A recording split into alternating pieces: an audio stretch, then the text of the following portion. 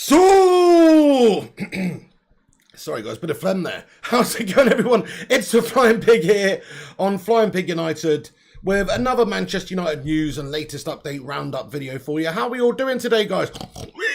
It's a lovely day. It is indeed today in the UK, mid-September. Beautiful stuff. You'd think it was middle of summer. Hope wherever you're watching from, this is reaching you in good spirits. Thank you very much for joining us for the stream. Do us a favour at the start of the stream. Smash that thumbs up button on it. Give it a cheeky little like. Also, if you're catching up with the show later on, get down below in the not live comment section and also smash that thumbs up button. Let's be having you.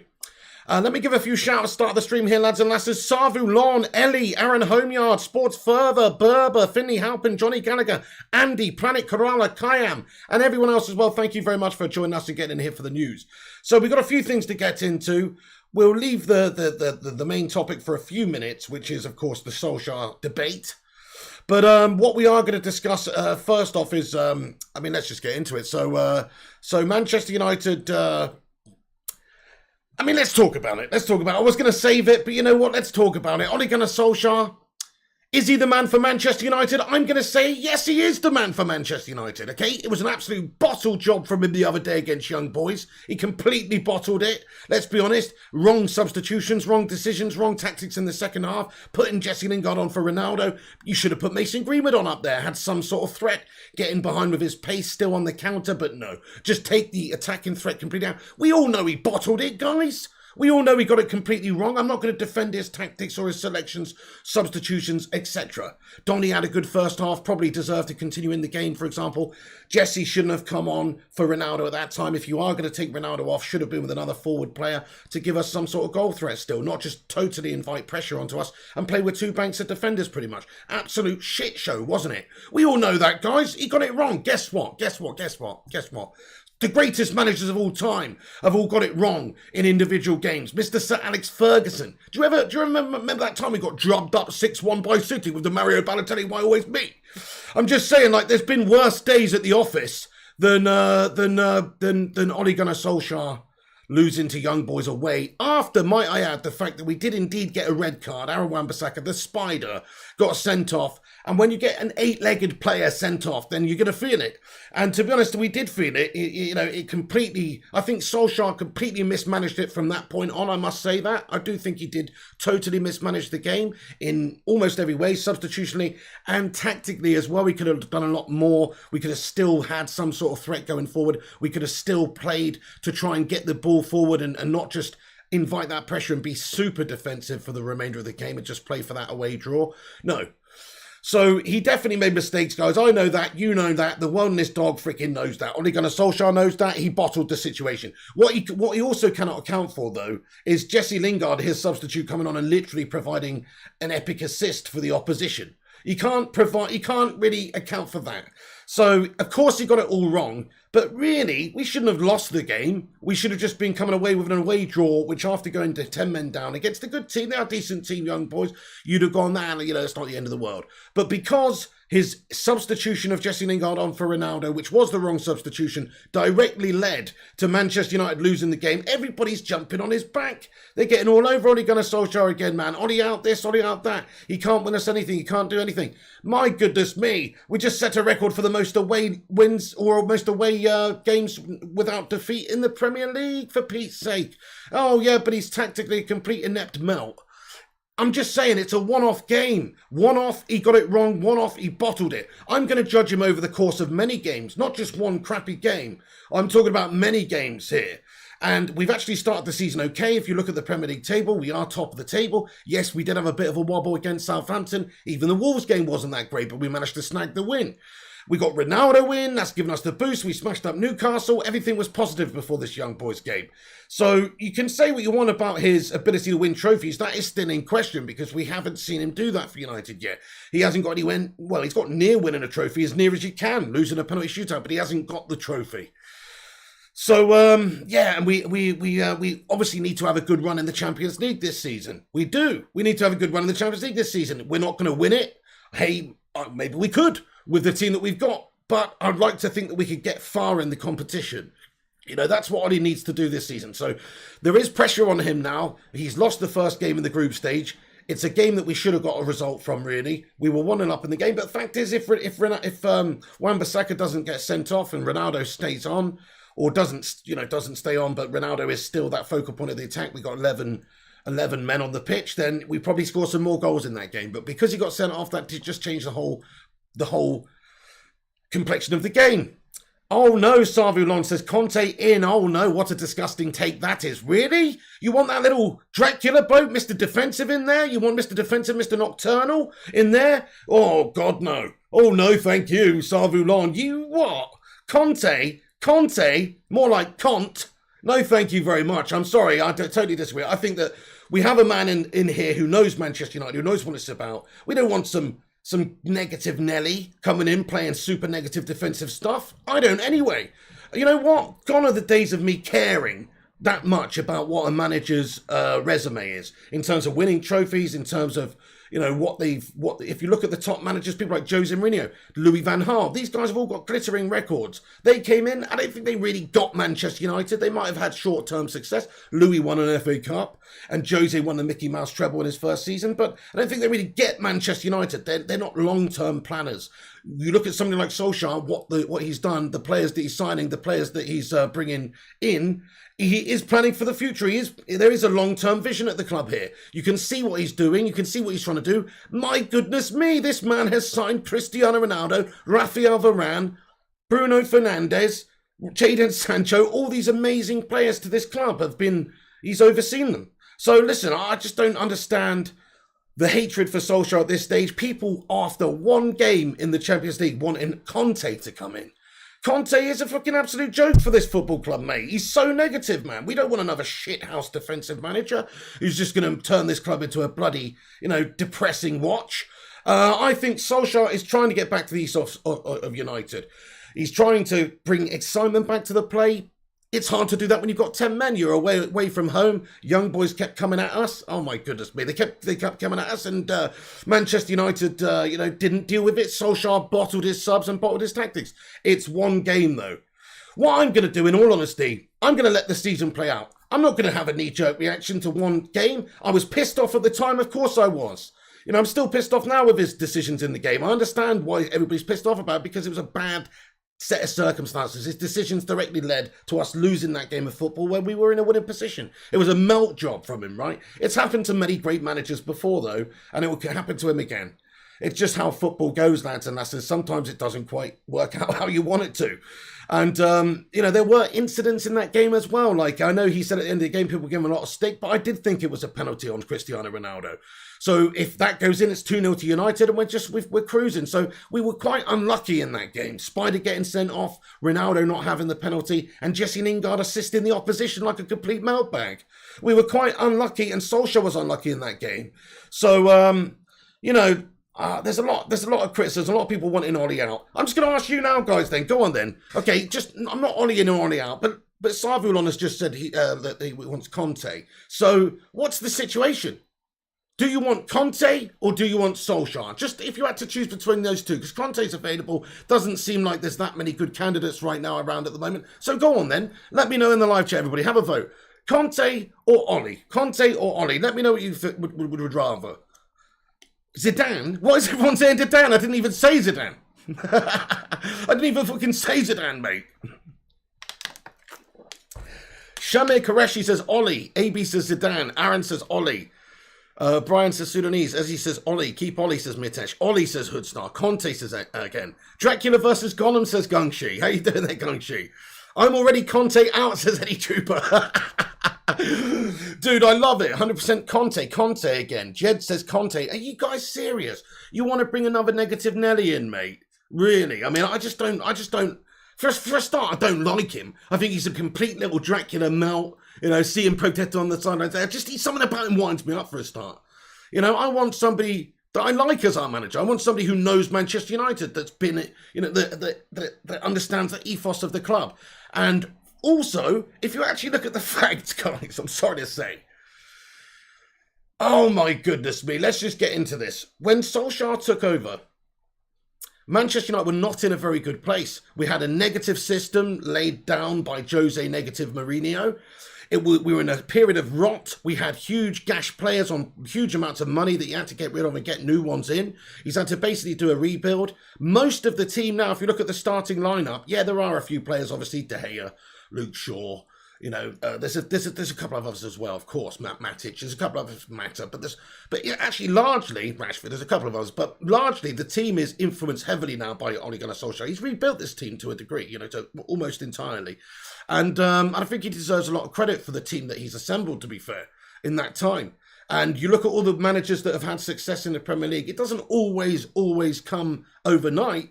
Look at Klopp. Klopp at Liverpool took a few years. Okay, maybe Klopp didn't have quite as much money, but he still had a good squad and he was still allowed to go out there and buy big players, people like Van Dijk. So, you know, he has been backed, and it took him several years to get Liverpool from a good attacking side to a solid all-round side who can attack the hell out of everyone, you know. And to be fair, the style of play from Klopp and his attacking way of football is super exciting. And it's more attacking than Ole Gunnar Solskjaer's. But other than that, for the first few couple of seasons at the club, it wasn't exactly, you know, any different really for Klopp. If anything, Solskjaer's done better with his finishers. And do you know what's funny? If Ole Gunnar Solskjaer had gone from Cardiff to Tottenham, right, and had finished, and Tottenham were a better squad than us, by the way, after Jose Mourinho left, in my opinion. Their all-round squad was better. They were above us in the league and stuff. If Solskjaer had gone to Tottenham and finished third and finished second and got a Europa League final and his semi the season before, you'd all be going, man, let's go and get this guy Ole Gunnar Solskjaer, our ex-player, who's fucking doing bits in the Prem for a good team. But actually, United were worse off when he came in, and he's rebuilt United and got us up there again. So you have to remember that it's not going to happen all overnight. It's a progress thing. There is progress taking place. And I genuinely do believe that. I think if Solskjaer was manager of Spurs right now and they were doing what we've done the last couple of seasons, even though they were further ahead of us at the time, I think you'd all be crying to get him in now. So just remember that, guys. But anyway, do us a favour, everyone. If you just joined us, smash that thumbs up button on the stream. Do get your thoughts in and out of the live chat. I want to hear from you. Hey, what's going on there, Neil Duffy? Says, Pig, Tiny Muppet Conte can F off. Hashtag Ollie in. Get in there, my son. Let's get some hashtag Ollie in's Conte out in there, because I'm not feeling the Conte link at all, Neil Duffin. I mean, I would rather Zidane, to be fair. Listen, if Solskjaer was sacked at some point, I don't think it's going to happen for a long time, because I think they've backed him and they want to see what he can do. And I think they're generally happy with what he's doing at the club. And I am generally happy with what he's doing at the club. But let's say that did happen. I mean, I guess Zidane's a candidate. He has had a lot of success in a short spell. But you know what Zidane doesn't do and doesn't bring to the table? He doesn't bring to the table knowing anything about Manchester United, really. He's a Real Madrid player. He's a Juventus player. He's not a Manchester United player. And that doesn't matter, does it? It doesn't matter, no. So Alex Ferguson wasn't a Manchester United player. That doesn't matter. All I'm saying is I would rather somebody that has some sort of connection, some sort of history, some sort of link, some sort of love for this football club. And I don't think anybody can deny the love that Ole Gunnar Solskjaer has for this club. And he only wants what's best for the club. He's trying his absolute hardest to get this club to be back to where they should be, which is challenging for all things and playing entertaining football and giving the fans entertainment. And crikey, I mean, the signings alone this summer have given us more entertainment than the previous bloody regimes combined. So I think, look, Solskjaer overall, he's trying to bring a certain style back to United. It's not all going to come overnight. That was a mare of a game. There are going to be other mares of games throughout the seasons because he's only human after all.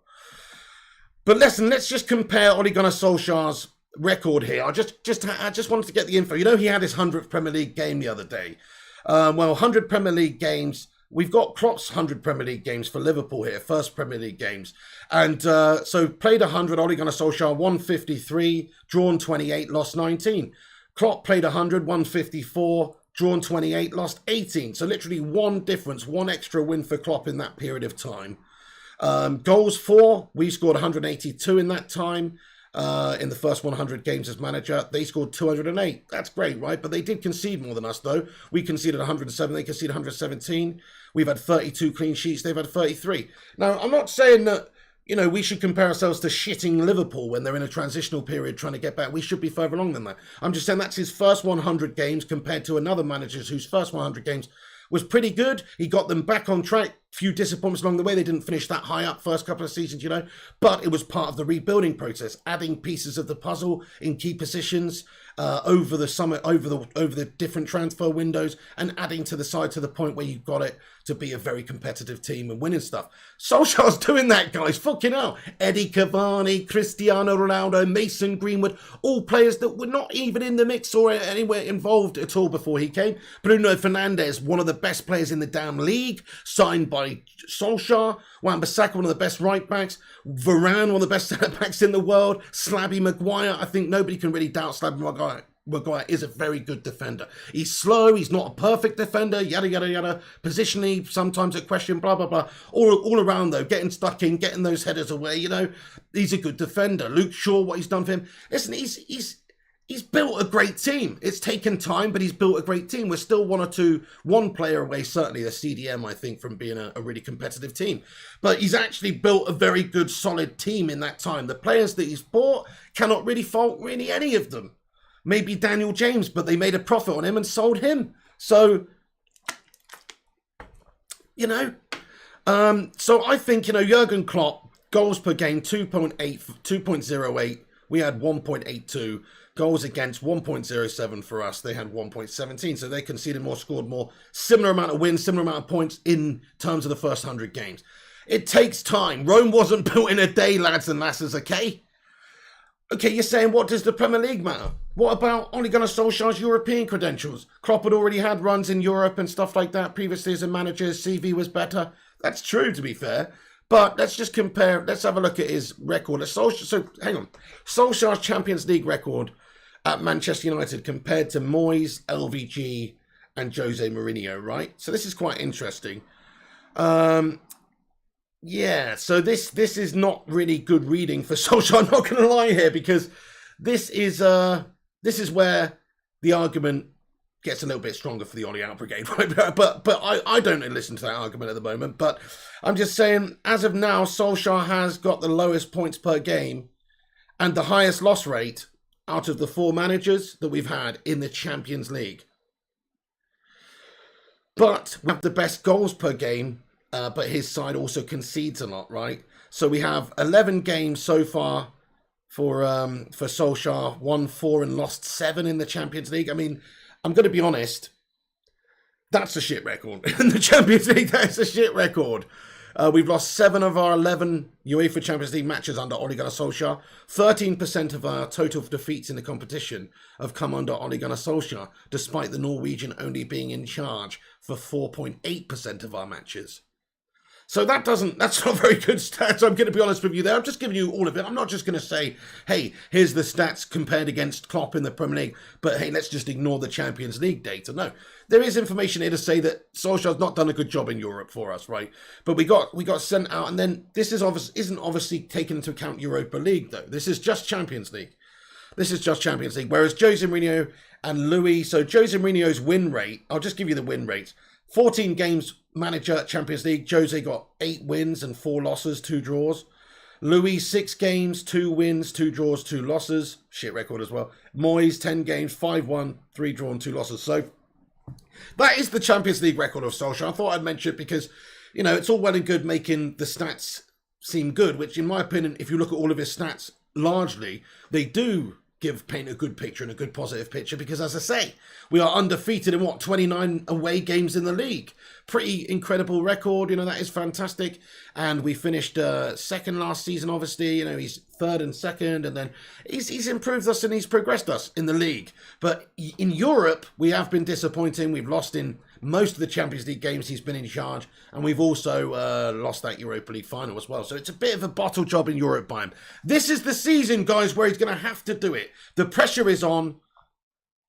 And he's going to have to do it. Ollie is best when his job is at risk, says Prakash Kumar. Great comment there, Prakash. Yeah, it does seem when his back's to the wall, he gets his team performing. I don't know what it is about that, but I mean, let's just gauge the fan base, guys. We've got 100 legends in here right now. Do us a massive favour, smash the thumbs up on the video. Let's just gauge the fan base. Are you indeed Ollie in, or are you indeed Ollie out? Just be honest. Don't put it in there more than once. Just get one comment in. I just want to have a general look and see where you guys are at, really, in terms of you're thinking. Munif Siddiqui says Ollie is just not good enough. Well, we haven't found out yet, to be fair. He's literally just got to the point where we've got a team capable of challenging, so he's going to have the season, isn't he, to see if he can do it. Out says Fahim, out says Sam Gaming, in says Ezio, in says Omar, out says again, in says Mowada, out says True Metal Kazma. Bloody hell. So, oh shit, we got a super chat. I'm so sorry, Sarvulon. I missed your super chat there. How you doing? Guys, let's get a cheeky little watermelon sugar high in there for Sarvulon. Thank you for the $2 Aussie dollar super chat there, Sar. Says, so how confident are you about the West Ham match? You know what? We're going to smash them to pieces, to be honest with you, Sar. We were very unlucky in that young boys game. We had a man sent off and Jay Lingard started playing for the other team.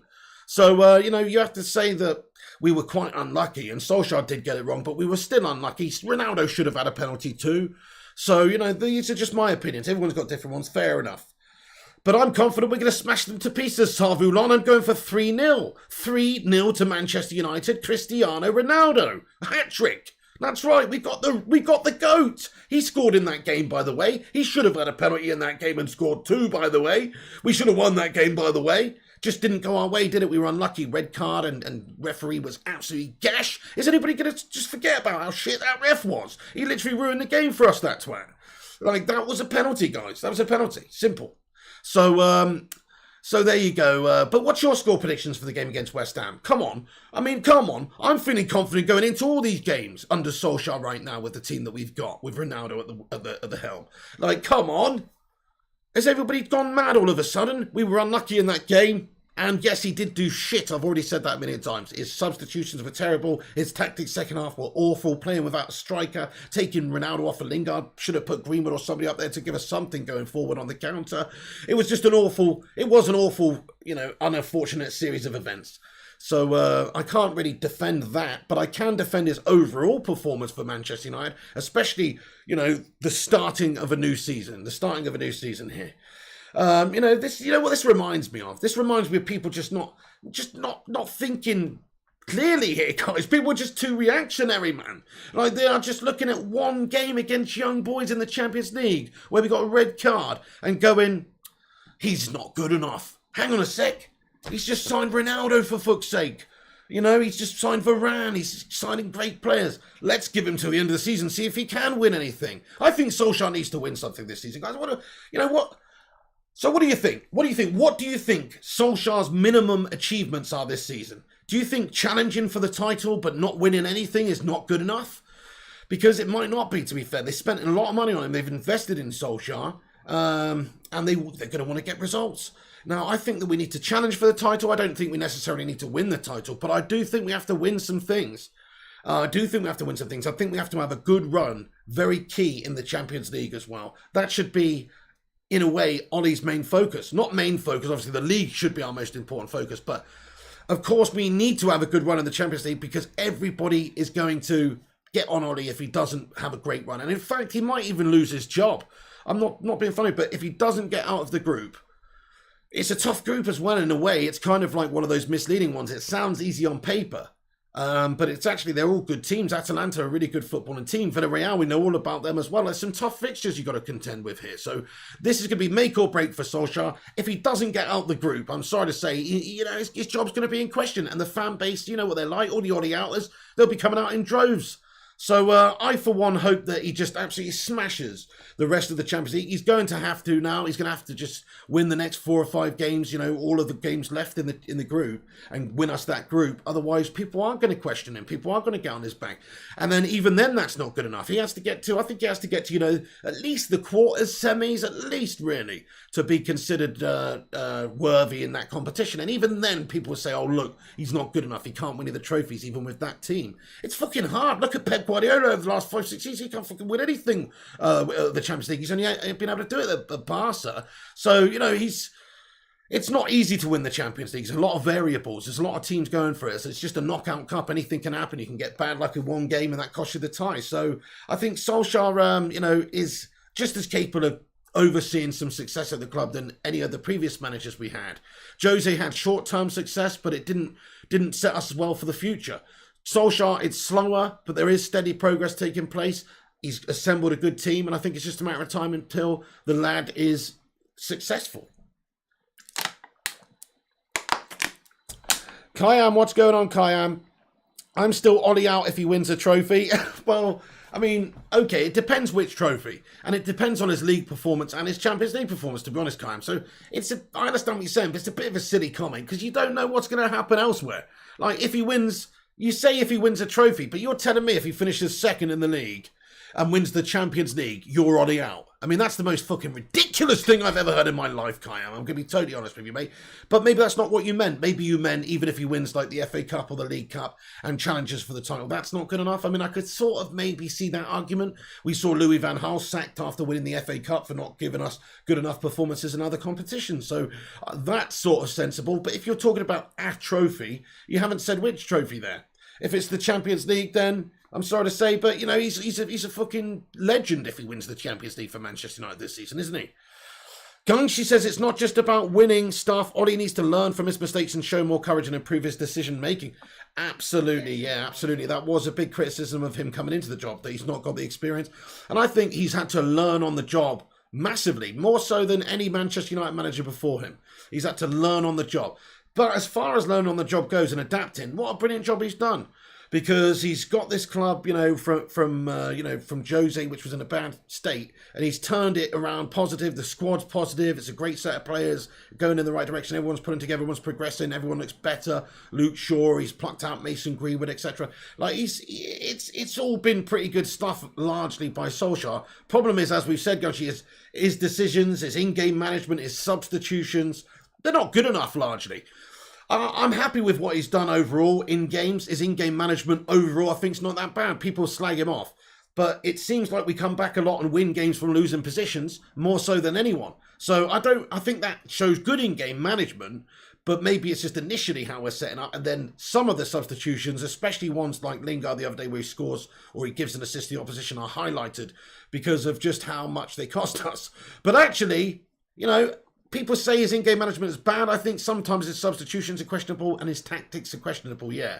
But other times, they've got to be good, because otherwise we wouldn't have been the club that last season came back the most times from losing positions. I'm sorry, but you don't do that if you don't have some ability to change a game or adapt in-game. So I'm sorry to say, but there's pluses and pros and cons there with Solskjaer's in-game management. Gung, she says he seems to come up short in European competition especially. Yeah, bit of a Billy Bottle job in Europe. That's fair. He's got to get that monkey off of his back this year and get us far in the Champions League. Semi-finals, something like that. You know, doesn't have to win it. That's hard. But semi-finals, something like that. Zayn Miyassi coming in here. Ham. With a super chat of delight. Zayn, thank you very much for the $44.99 super chat, you absolute legend. Get in. Thank you, mate. Let's get some cheeky little soul emojis in there, please, for Zayn. He says, "Get in there, my son." He says, "You couldn't beat the young boys. How will you beat real men when you come to the Emirates?" Real men. Real men. Did you just refer to Arsenal as real men, Zayn Miyassi? That is one of the biggest laughs I've ever heard. Thank you very much, Zayn Miyassi, for that. Dude, I mean, who's the real men in your team, mate? Xhaka? I don't know. I mean, if he's a real man, crikey. I mean, you know, Vieira, Tony Adams, these guys, they wouldn't have it. They wouldn't have it. These modern-day footballers, they're letting you down. Even your tough players are letting you down, mate. You know what I mean? They don't have the character, lad. I don't get it. I just don't get it. Who's the real men in your side, Zayn? You 16, Zayn. 16th, lad, but you know what? Thank you very much for getting in here and brightening my day, mate, because that has cheered me up, to be fair. That has cheered me up. The delusion of grandeur there from Arsenal fans is unbelievable, particularly Zayn there, to think that when Manchester United go to Arsenal, we won't be super confident of smashing them to bits. Hey, Zayn, ever remember Ronaldo scoring against Arsenal and shushing old fucking Thierry Henry and the rest of the twats when he was a fucking young lad? That's all I'm going to say to you, Zayn. And I can't wait to see him do it again at the Emirates, mate. Oh, yeah, guess what? We've got CR7 in our side, mate. He's the fucking GOAT. Obama what? Obama Hugh? Who? Obama Meltbog what? I totally messed that up. Whatever, I meant to say Meltbag. Anyway. Oh, Peter Comedy says that was funny. That was a good one, Zane. Can we just remind him? Can we get some Ronaldo emojis in there, please? Get some Ronaldo emoji in there. I don't know what that was, Shimmer Koreshi. It came out strange. But there you go. Exactly. Fire up. Ronaldo equals go. Aubameyang equals meltbag. I think that's fair. K Slater 23. How you going today, bud? Says our last 5 games, Pig, our striker has 7 shots on target. We are not creating chances. The last game was absolutely shit, mate. But what do you mean? The game before that, Newcastle, we had enough chances, to be fair. Maybe not that many, but we still scored 4 goals. The last game, we only had 2 shots, I think, in the whole game, which is just absolutely atrocious. And they were both from Ronaldo, and he scored one of them, of course. The other one was a good shot, and the keeper saved it. So he's a goat. That's what I mean, though. When he's on the pitch and we've got 11 men, watch out when Ronaldo's about, Zane, because Arsenal should really be concerned about coming up against Ronaldo. If I was especially Arsenal's defence, or ropey as anyway, if I was coming up against United and I'm in the tunnel and I look over Ronaldo there, my goodness me, crikey, I'm going to be shaking in my little booties, because Ronaldo is one of the greatest goal scorers of all time. I've talked about the aura that Ronaldo has, and when you've got him up there, and as well as players like Bruno Fernandes and Rashi and Greenwood and Sancho and all these guys, when you've got these players up there, man, it does strike a bit of fear into the opposition. So I think that's going to give us a bit of an it factor this season, and we'll really seriously be able to smash up Arsenal. I know last couple of seasons Arsenal sort of got the better of Solskjaer's United, but I don't think that's going to be the case this year. I think we'll absolutely go ham on them. But you never know, do you? We'll see. We've got a little bet on, don't we, Zane? We've got a little bet on, Zane. I can't quite remember what it was now, but we have got a bet on. Somebody will remind me. Jonathan Gallagher with a €5 super chat ad. Thank you so much, Jonathan. He says, Zane, you're not even in Europa League. You just about beat Norwich. I know, that's the crazy thing about it. Like, what is it with Arsenal fans, man? They still think they're a good team. They might have spent £150 million this summer, which usually, if Arsenal 10 years ago under Wenger had spent £150 million in the summer, right, I would say they're going to win the league. Honestly, I would, because he was that good of a coach. They played that good of a football. He always had them up there. And if they'd had that level of investment, that's all they were ever crying out for under Wenger. He'd probably fucking won stuff, man. Again, you know, he had a great early period, but then after that, it wasn't invested in. They lost their best players every year, etc. So, but I think, you know, if he'd have had that amount of money, because of where they were as a club at the time, the stature of the club, the competition that they're playing in, the fact that they are in the mix of challenging for things, they'd have, 150 million would have got them 150 million pounds of excellent players, kind of like Manchester United have this summer. We've got Ronaldo, Varane, Sancho, like really good level quality players, good value for money too, really. I think Arsenal would have got that back in the day if they'd have spent that money, but not now, because nobody wants to play for Arsenal. So even though they spent 150 million, they can't provide these players with top flight European football or challenging for trophies. They can't guarantee any of that. All they can guarantee is a nice, you know, like modern stadium, cosmopolitan city in London to stay in, and decent money, but they can't provide that competition level anymore. So you're not going to see players go into Arsenal, the top tier, which is why you look at Arsenal signings. They've signed a whole bunch of players for a lot of money, and they're all shit. Jonathan Gallagher, let's get some soos in there for Jonathan Gallagher. Thank you very much for that, bud. Exactly, ring glory to Ollie has us top of the league, mate. Right, let me get into some more stuff here, lads and lasses, before I get back into the live chat. We've got a fair bit to cover here. So there's Ole Gunnar Solskjaer's record with the Champions League. It's not great in the Champions League, but this is the season where he's going to have to make it or break it, really. If he gets knocked out in the group stage, he might get sacked. I honestly think that. We'll have to see. I hope that he doesn't. I hope that he just gets us out of this group stage, gets us far in the Champions League, has a good finish in the league, and wins us a trophy.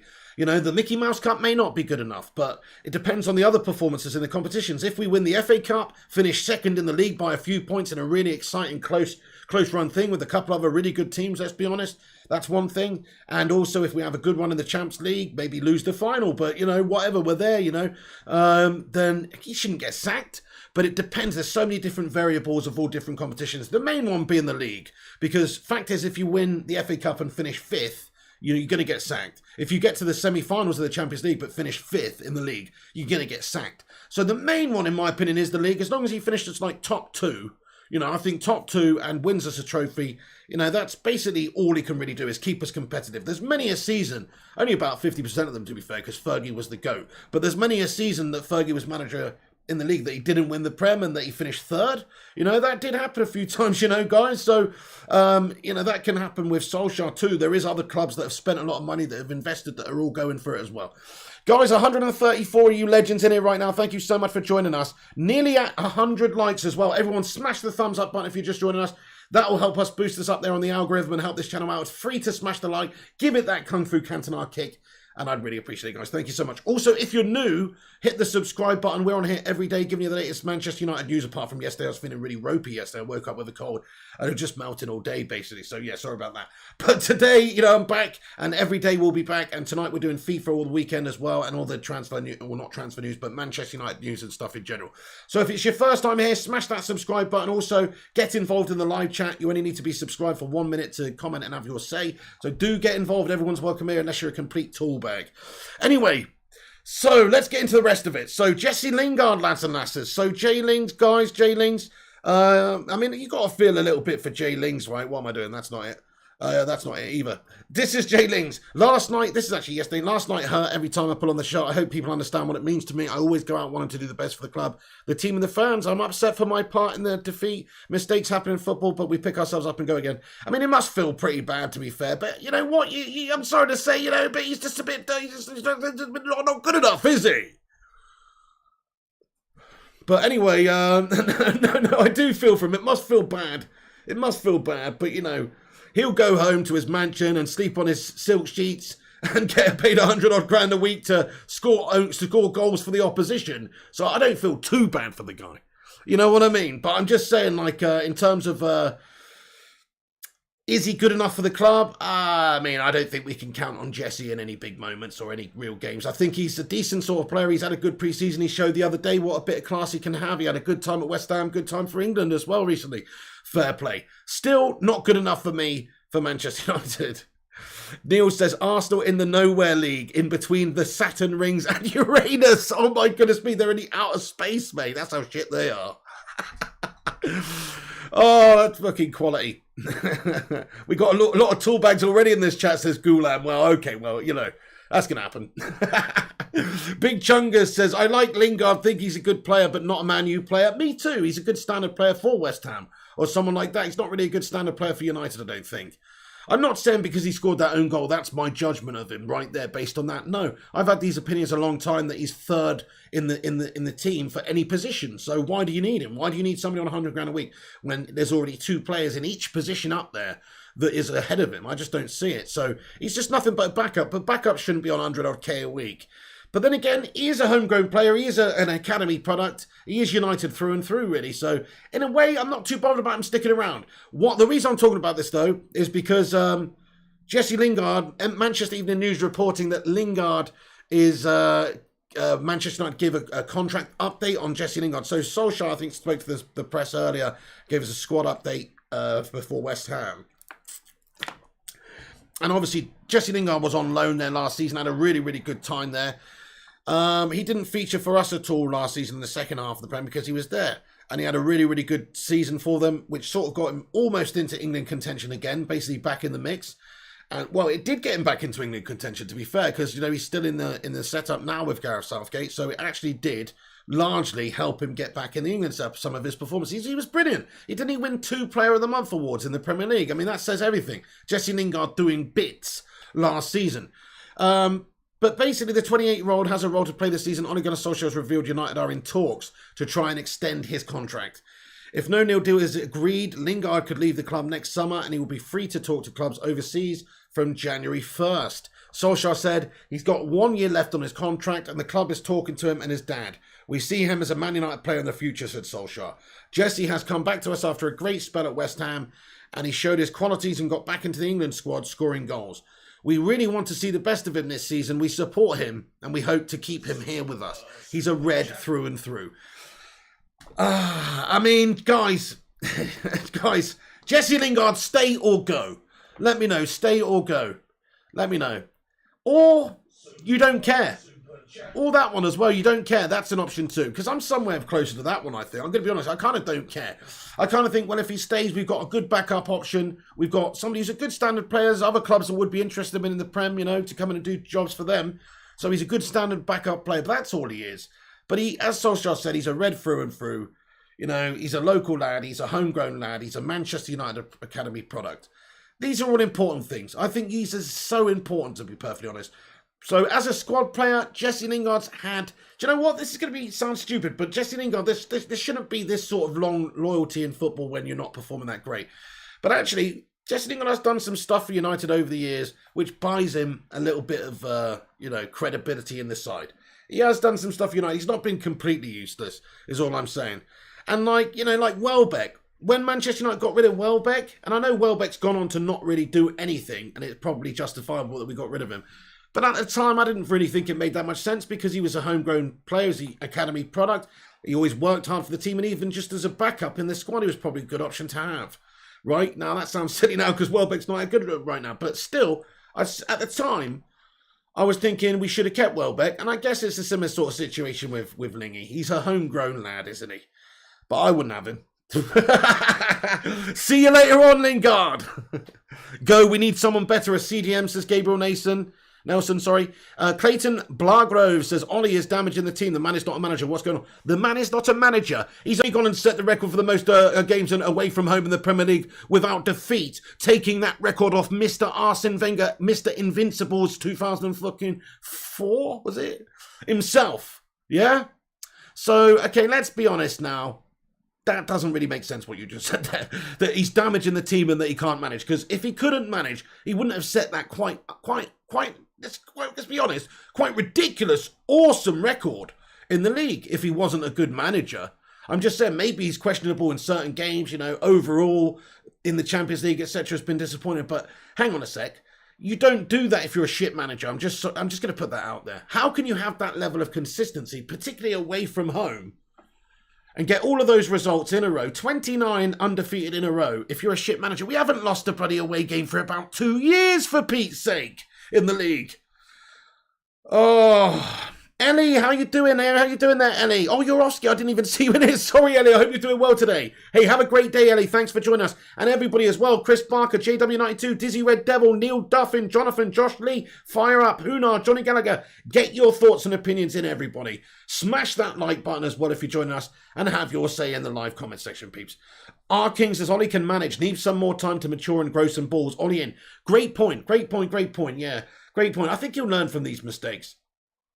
You have to make a mistake to learn from a mistake. Well, you don't necessarily have to, but I think it helps. I think if you really do make a mistake, and that applies in life. If you get punished for a mistake, then you learn from it much better than if you go unpunished, for instance. So let's say Solskjaer did what he did in that game, and we end up winning the game 1-0, and it doesn't go Young Boys' way there. Then, he's learned zero from the game, but essentially the same errors would have been made. The negative substitution of not having a focal point in attack for the counter would have been the same. But let's just say we did hang on and get a draw or whatever. But because we got hurt so much with the loss, he's going to have to analyse all of those different incidences and all of those different mistakes that he made in that game to a much bigger degree. And I think he will learn from it. That's all we want him to do, isn't it? Is learn as he goes along. Nobody's perfect. He's only managed Molde and Cardiff before Manchester United. We're not expecting him to be, the greatest manager of all time just yet. He's got to grow. He's got growing to do and development to do himself as a coach. And his squad certainly does. So give him a bit of time, certainly to the end of the season. I'm going to tell you this now, guys. There will be some dodgy performances and bad results here and there between now and the end of the season. I know that will happen. And as soon as that does happen, all of the Ollie Out Brigade will clamber in again and shout for his head. Of course they will. But me personally, I'm just going to tell you how it is now. I'm going to give him until the end of the season, or at least quite far until the end of the season, quite close to the end of the season, before really making a judgment for it. I want to see how he performs in Europe. If he gets us in the latter stages of the Champions League, then obviously that's what we need to be doing. And if he does that, then that's going to shut up and silence a lot of the doubters.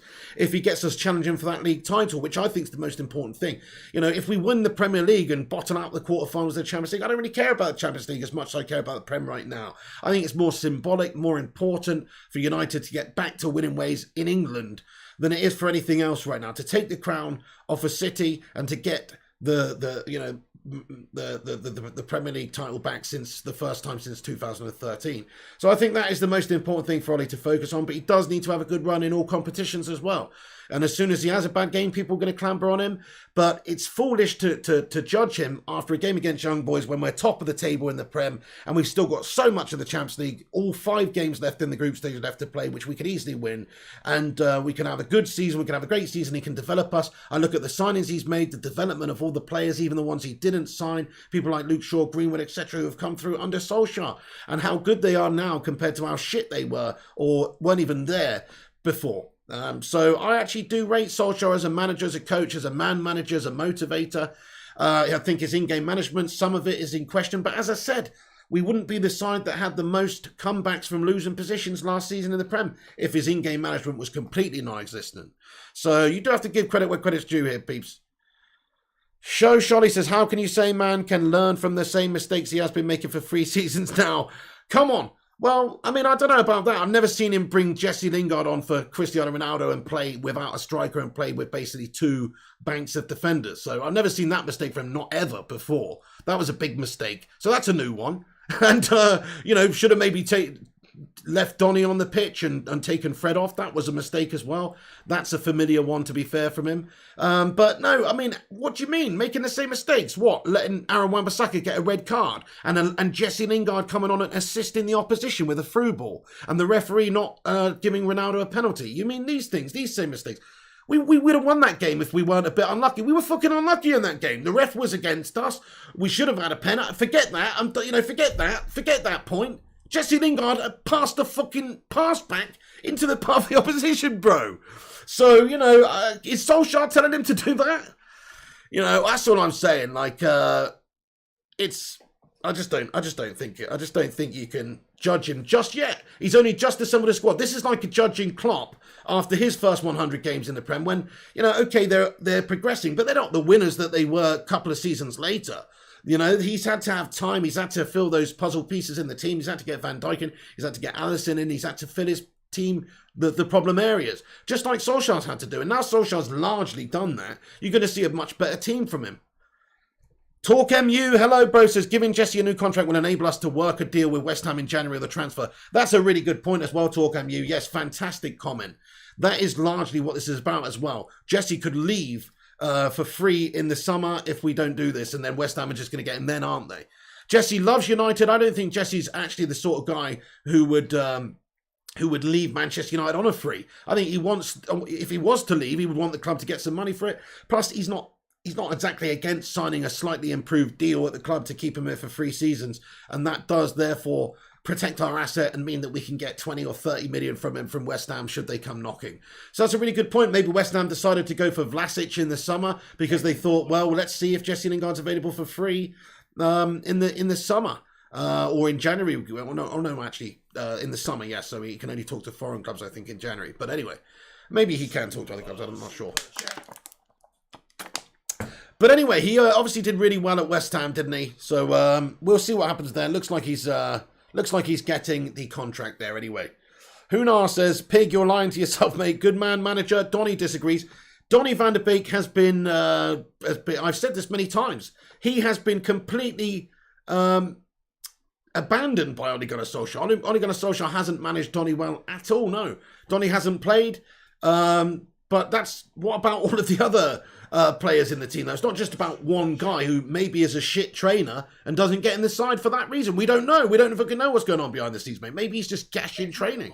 Maybe Solskjaer just thinks we've got better players, more ready at the club. People like Matic, Pogba, McTominay, who maybe are better than Donny in that position. Maybe that's just Solskjaer's opinion. I'm not saying it's my opinion. Maybe that's Solskjaer's opinion. That's his opinion. But to be fair, his man management of other players has been impeccable over the time that he's been here, dude. What are you on about? Just because one player, Donny, has been mismanaged, which I've said that many times, I think that is bad. Crikey. He's done a lot for other players at the football club, man. Paul Pogba's much better than he was previously under Jose. Even Matic is. Luke Shaw is a totally different player under Ole Gunnar Solskjaer. He's brought him on tremendously. He's signed Wan-Bissaka and developed him into a really, really good, solid, consistent player. His general management, what he's done for Mason Greenwood. Mason Greenwood developed him. Man management, I think nobody's perfect, but I actually think his man management's good. And as I say, if you want to talk about man management and in-game management and stuff, people like to slag him. And I think his subs and stuff were wrong the other day. I've said that. But he does turn results around in-game. He adapts in-game, and we win games in the second half. Nobody did that more than us last season. So, man management, in-game management, whatever, all that stuff, he's not terrible at. That's all I'm saying. Give him to the end of the season to see. You're judging him too quickly, to be fair, there, Huna. My goodness me. Sin Game says Van der Beek is a backup for Bruno. Precisely. Van der Beek's best position is that CAM role. His best position is not really playing a CDM anyway. I thought he looked good the other day, by the way. But actually, we signed him when we didn't really need him. What's Solskjaer supposed to do? Shoehorn in a player when we didn't really need him. By the way, he's not actually a CDM. He can play there, but his best position would be in the hole, or even like an 8 or something. So I just, a 10 or an 8. So I just don't see. And there's really good points in games. Like, there's not been that many opportunities for Donny because we've got fucking Bruno Fernandes in there, dude. And then we have Pogba and Matic and McTominay and Fred. There's a lot of midfielders to contend with there. I do think he should have given him more chances. Absolutely, though. I do. Get in there, my son. Ring Laura says, should never sack a manager every 1 to 3 years. Needs a little bit more time, doesn't he? I mean, I think, even in this modern age, for Manchester United to get us to where we want to be, we need to be patient. We need to give a manager at least a few seasons, really. Certainly somebody like Solskjaer, who has shown promise, who has done good things, who has progressed the football club. Facts are facts. When he took over, crikey, where did we finish the season? Where did we finish the season with Jose? Where did we finish that season? So anyway, we finished second with Jose in the league, then we melted. But where did we finish the next season? I'm just trying to remember. But anyway, I'm just saying he's finished third and then second in his 4 seasons in charge, right? I'd say that's a pretty decent progression from where we were when he took over. And yeah, we haven't done it in Europe, but this is the season to do it in Europe. If he does it in Europe this season, then he's the man, isn't he? He's the man for the job. True, says Chris Swaby. Individual brilliance has saved Ole Gunnar Freestyle's career. Let's be honest, says Show Sholly. What are you talking about here? What individual brilliance here? You mean Bruno Fernandes? I mean, people say that and it makes me laugh. Individual brilliance has saved his career. Yeah, good. Solskjaer signed Bruno Fernandes to provide that brilliance to the team. He's not just signed some melt to be a team player and do nothing individually. What? I don't get that argument at all. Fucking hell. I would love it if we had a team full of players that just did individual brilliance and Ollie didn't have to do shit. More credit to Ollie then for providing a team full of players that can win a game with individual fucking brilliance. What a stupid argument that is. Anyway. Sorry, Show Sholly. Fair enough, but I just totally disagree with that. Reedlast says, Kayam, I'm not going to do that, my friend. Jonathan says, only way is team, not individuals. If we had a team, we would not have added 10% per player and took the game to young boys, but we melted. Yeah, fair enough. I mean, he did melt that game. Negative substitutions, negative tactics, not playing with a striker, not having any attacking intent, being content to sit back and defend away from him against young boys was what cost us. Yeah, we invited pressure and they won the game, rightfully so. That's a funny comment, Sugam Gautam. He says in-game management is his issue. He does not know what to do if things go wrong. Apart from the many times last season when we turned games around from losing positions to win and actually win the most games in the league from losing positions than any other team. But yeah, you're right. His in-game management sucks. Hey, no, fair enough. Look, I'm getting a bit defensive here, guys. I am, because I love Ole Gunnar Solskjaer. And also, I think he is doing a good job. I'm just going to tell you my opinion. You're all telling me yours, and that's fine. It winds me up, but that's fine. You're all telling me your opinions that you don't think Ollie's the man. I'm telling you my fucking opinion, right? I think he has done a good job. It's not going to be happening overnight. If you want ready success, go and get fucking that Conte twat then. Watch Dracula drive a stake through fucking United's heart in a couple of short seasons, turning us into a fucking defensive negative shit side, playing 3-4-3 or some shit. I don't want to see it. I want to see us like, actually going back to United ways, signing the right sort of players. Do you think if Conte was here at the club, we'd have got fucking Ronaldo? Personally, I'm not so sure. Maybe we would have done. Maybe it's about the club and the law of the club. But I think Solskjaer being there definitely helped. Okay, that's a stupid comment. We probably would have gone. We probably would have still gone. But either way, Solskjaer is a Manchester United man. Conte is a fucking vampire. He's not, he doesn't understand this football club. He might be a good manager, might win things, might have a proven record, but he's also a negative melt who I don't want to see representing this football club, to be fair. No. It's a wrong decision. Not defensive if you write, says Gulam. MUFC fan says, if Ollie gives Lingard a new contract, I will be so disappointed because you need to think of Lingard. He needs to go to West Ham/Leicester City. I think that's the point, though, MUFC fan. I think they're signing him up to a contract to keep Jesse happy for the time being and just to protect their assets so that they can sell him in the summer. I think that's what they're doing. I don't think they want to lose Jesse Lingard for free, which is what's going to happen right now if they don't sign him up to a new contract. Jonathan says, you know his subs are too late to make an impact, even if you're trying to share out the minutes, and he often messes up midfield trying to overplay Pogba or Bruno, says Jonathan. Let's just think about the other game, right? The Donny van der Beek was taken off. Wrong decision in my book. He was controlling the game largely. His passing was on display. He was getting it, giving it, and he was very safe with his pass. He wasn't giving the ball away.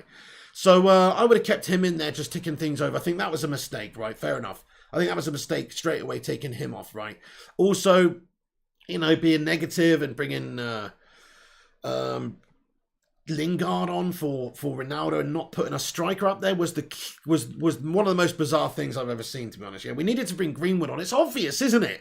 I mean, oh my God. I mean, it's obvious, isn't it? That is, I mean, I know what people are saying when they're like, what the fuck, Ollie? Because it's so obvious, isn't it? You've got 10 men. Right, you've reverted to the 3 at the back, right? Okay, fair enough.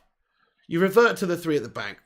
But you could still have a lone striker up there, somebody to be a focal point, somebody to hold the ball up, and somebody to give you a chance on the threat of the counter, which, we had when Ronaldo was on, and that's how we almost won that penalty, because of a long ball over the top to him on the counter after lots of pressure from young boys. Ronaldo's ran onto it, latched onto the end of it, and should have been a penalty, right? We would have had more opportunities to do that if Mason Green was on the pitch. So I can't defend Ollie there, man. I can't defend some of his decisions. But largely overall, I look at progress at the club and I think, yeah, fair play. But yeah, why wouldn't you bring Mason Greenwood on? That is absolutely cuckoo. That's fucking cuckoo, mate, from Ollie Gunnar, that is. Put Lingard on, mate. Bring back with no fucking striker up there, dude. That is cuckoo. Anyway, so he gave an early press conference. I want to give you an update on Edinson Cavani as well. Edinson Cavani is not going to feature in the game against West Ham, guys. He's recovering from a problem sustained in training. So this is what Solskjaer said. He says Edinson hopefully will start training with us after the weekend. Hopefully maybe Monday. So no Edinson Cavani up against West Ham. Just to give you a bit of team news there, lads. And that's a bit of a shame. El Matadore. But we've got Cristiano Ronaldo, the GOAT. So I think we'll be okay. Guys, do us a favour, smash the thumbs up button on the video if you just joined us. Let's see if we can get 150 likes on the stream. We're nearly there, actually. Thanks for everyone for getting in here. By the way, listen, I'm a passionate United fan. I know most of you are as well, commenting in here. And everybody's getting riled up a little bit and everybody's having their say. And I just want to let you know that I love all your opinions, guys, even if I totally disagree with you. And, I want to make this a platform where people can have their say. I don't just want to be one of those people that just blocks people for having a different opinion to them, So, get your thoughts in. Be respectful at all times to everybody in the chat, obviously. But get your opinions in and I will read them out. I'm not going to just cherry pick or anything like that. And it's a fully interactive show. Try to read as many comments out as possible. Matry XXX says, Ollie must really like Lingy. He does, doesn't he? Yeah, he does seem to like Lingard. I think he lives in his basement in a gimp box. Kayam says, people aren't Ollie out because we lost. They're Ollie out because he doesn't have a clear way of playing and relies on individual brilliance. The team literally doesn't create much. I mean, again, I'm going to have to disagree with you, Kayam. He doesn't have a way of playing. I mean, last season, on the road, we played a counter-attacking style to great effect, and that's why we went undefeated the whole season. Now, going forward, I think in an attacking sense, against, say, lesser teams, against low-block teams who defend deep and have a low block, I think we do struggle against them, that's a fact. But now we've got better players in there. There's nothing wrong with individual brilliance. We've got players like Ronaldo in there who are going to be testing that back line. We can get, Luke Shaw whipping the balls in, Bruno playing those through balls. We've got talents in those positions to just exploit those little gaps in those against those low block teams now. So look at that performance against Newcastle, right? They sat back and did all that business. We still scored 4 goals, though. It might have been semi-frustrating. There wasn't a lot of space there, But hey, we still scored 4 goals. That's the difference. Individual brilliance is good. I don't really get that. I don't really get that. Pep Guardiola only relies on individual brilliance. Pep Guardiola literally just relies on the individual brilliance. People go on about his tactics, which is true. He's got a great style of play. Okay, so that is one point. But without those individuals that he's had over the years in the team, he wouldn't have won jack shit.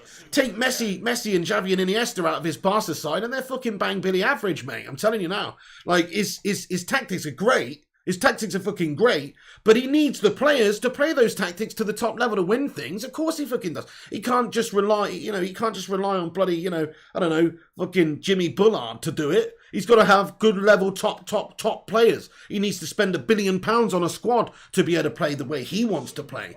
So, yeah, okay, I kind of get what you're saying, but also, I don't. Gongshi with a 670 NT super chat. Thank you so much for getting in here, bud. He says, cheeky donation for Don Piglioni. Will career mode be returning? I can't be the only one who misses the fabled Don P accent, not to mention Alan Pardew's father.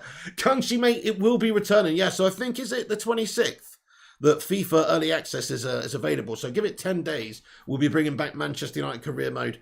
And also Ultimate Team as well, absolutely. Gungshilioni, get in there. Thank you so much for that. Get in there with those watermelon sugar highs in the live chat, guys. Get those Ronaldo soul emojis in there for Gungshi. Gungshi, thank you so much, bud. Appreciate you for that one, man. And yes, we will be back so soon. Don Piglioni will be making an appearance for money. No, you come to me on the eve of my daughter's wedding. Anyway, sorry. Abu Hassani comments, Pig, seriously, do you think Klopp or Pep or Chelsea would have lost that game with 10 men against young boys? Oli is not good enough. We have no style of play. Yeah, I mean, yeah, I do. If Jesse Lingard passed it to the opposition, yeah, I do. I do. I mean, Solskjaer didn't tell him to do that, mate. Just want to make that clear. I do think that if the referee doesn't give them a penalty when they should have had a fucking penalty, I do think that when their player gets fucking sent off at the start of the game and cost them the fucking result. Are you telling me you don't think Klopp's ever lost it? Hang on a sec. You don't think Klopp's Liverpool's lost a game of football? Is that what you're telling me?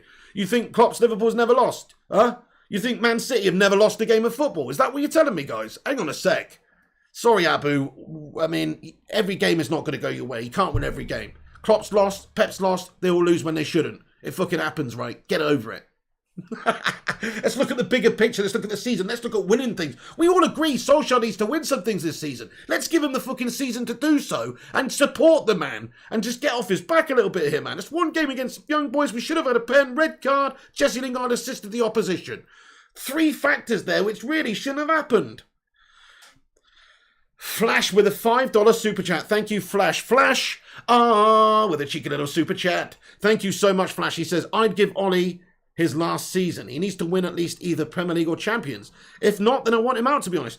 Well, fair enough, Flash. I mean, fair enough. Like I said, I think this is going to be the season of make or break for Ollie. He needs to prove that he's a winner. He needs to win something, whether it's the FA Cup and have a strong finish in the Prem and have a good run in the Champions League and just get that trophy. That is at least something. And then finish strongly. He needs a trophy, I think. He needs to win something. More important is the league. We need to win the league. If he wins the league, it doesn't matter about winning a trophy. You know, obviously the title is a trophy, but you know what I mean? It doesn't matter how far you get necessarily in the FA Cup or the League Cup or even the Champions League that much if you win the Premier League. But in order to get to that point where he's challenging and finishing the season, he's got to actually get us far in all those other competitions, I think. Because if he doesn't get out of the group stage of the Champions League, he might get sacked. If he gets knocked out in the 3rd, 4th round of the FA Cup, might get sacked. You know, there's definite hurdles for Ole Gunnar Solskjaer to have to maneuver this season, my friends. Right, we've got a bunch of news to get into. So Cristiano Ronaldo, by the way, guys, sets new records for the most appearances in the history of the UEFA Champions League, tie-in with Iker Casillas. Which is just incredible. 177 appearances in the Champions League that game was. Pretty fucking awesome. Let's get those soul emojis in there and those goats. Thank you very much for that. Sing Games, to be honest, that surface did play a big part in it. Back Wan-Bissaka foul and the Lingard pass back. The surface goes tacky after 20 minutes of play. Needs constant watering. Sing Games is a really good point as well. That's another thing that went against us there. We were quite unlucky. Ring Laura says if he loses next 2 games, then I will start to be more Ollie out-ish. I think a lot of people will. That's the problem with Ollie's situation. Is there a more pressure cooker job in football? I don't think there is. I don't think there's a more high pressure job in football than Manchester United manager, because you can be progressing the team. You can be finishing second after the previous regimes have done shite. You can be signing the best player in the world, Cristiano Ronaldo, for 12 million in the summer.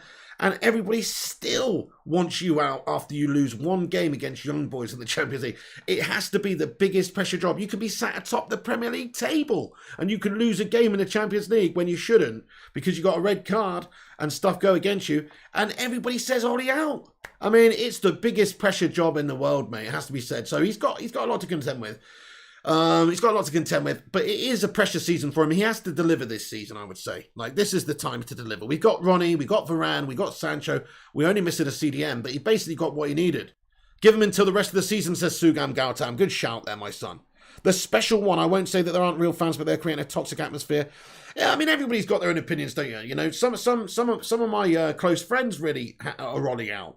And they're pretty reasonable, level-headed people in general, but they've just had enough of they don't have the faith that he's the one to take us to Champions League glory or Premier League glory.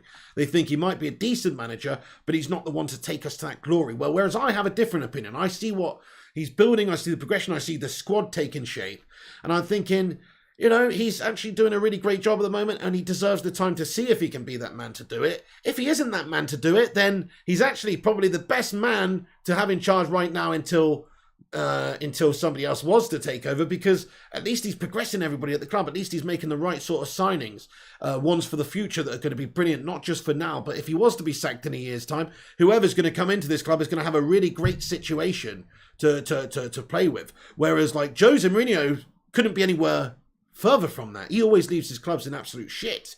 So I think we have got ourselves a good, if he's not the long-term manager of Manchester United, which I think he can be, he's a great steward for it at the moment anyway, which is not what you want. You don't want a fucking steward. You want an actual long-term coach. But this is the season to find out whether he's the steward or the coach, my friends. This is the season. If he wins, if he challenges, if he gives us what we want, then we all know. And if he doesn't, if he fails, if we finish fourth and bottle out of the Champions League, etc., he's not going to last very long, is he? But I think he deserves that time. I think he deserves the season, peeps. Look, I was very reactionary the other day, and I almost felt a bit bad about it afterwards, because during the watch-along, you know, I was enraged, guys. I was enraged with his decisions. I don't think I've ever felt so pissed off with Ole Gunnar during that game. So I do get where you guys are coming from, you Ole Outers, because I really was so pissed off with his decisions. That whole Lingard debacle and Donny and then the negative tactics in the second half, and all of it was a shit show. So I was really pissed off with it, just like you were, guys. You know, you know, but I have to look at the bigger picture here. You can't just react to one game against young boys. Tim Sharrett says he can't make bizarre subs in big games and then lose them, says Tim Sharrett.